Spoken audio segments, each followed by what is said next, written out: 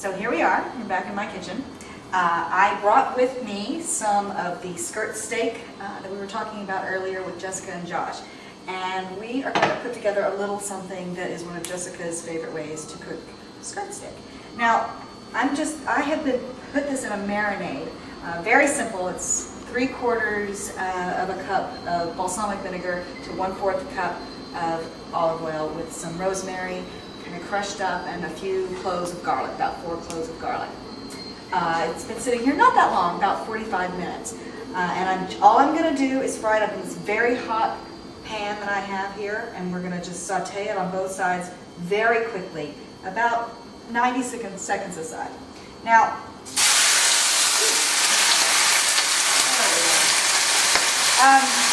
now with another kind of steak, a big, thick, aged sirloin or strip steak, you could go much simpler than this. In fact, I would think that putting a marinade on something like that would be sort of building the lid. With a beautiful thick steak like that, all you need to do is put a little bit of oil in a pan and then get it very hot like this, sear it very, very quickly on each side, and then stick it into a hot oven, as hot as you can make it really, 450 degrees, 500 degrees, for just a few minutes, 5 minutes, something like that, depending on the thickness. That's going to get to a nice medium rare without a lot of hoopla. But with something like a skirt steak, I really love skirt steak. It's one of my favorite kinds of steak, but it is a little chewy and it can sometimes need a little softening up. So that's why we put this marinade. We're going to saute it really, really quickly, and then this is like the easiest meal ever. And then we're just going to slice it up and put some arugula on it and some pecorino cheese, and it's going to be great. So that's what we're going to do. Hold on just 1 second while I flip this over. This is a really, really big skirt steak. There are actually 2 kinds of skirt steaks. In every cow, there are 4 skirt steaks, 2 on either side. They call them the inner skirt and the outer skirt. This is an inner skirt, and it's a tad less flavorful than an outer skirt, but it still has that great texture, that chewiness. So it's going to be good, and this is really good meat, so it's got chewiness. So I've just sauteed this skirt steak, browned it, like I said, only just about 90 seconds, 2 minutes aside. It cooks very quickly. And now all I'm going to do is slice it up and put it on top of this. I have arugula here. It could be spinach. It could be any salad that you like. Now, the important thing to remember when you're slicing the skirt steak is to slice it against the grain. The skirt steak has a really distinct grain. If you buy it, it's got these very visible striations. And if you slice with that grain, it's a little tempting to do that, but if you do that, you're going to come up with very, very tough meat. So you have to cut it on a diagonal across like so.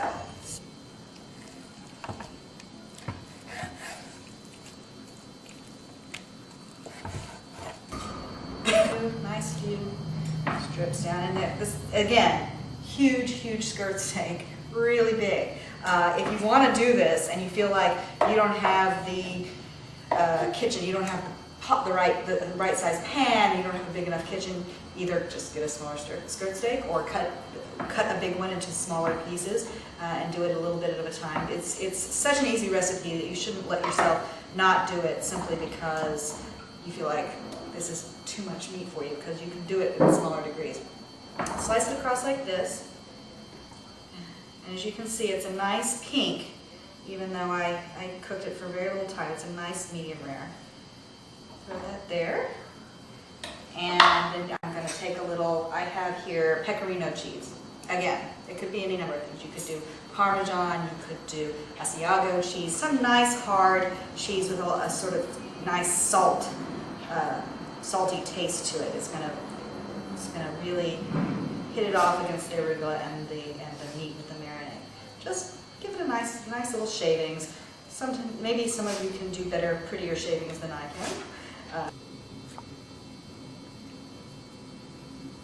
And then all you do is a little bit of salt and a little bit of pepper. Now, of course, as you all know, freshly ground pepper is de rigueur, but my fancy battery-powered pepper grinder is not working, so I'm using tinned pepper. Do as I say and not as I do.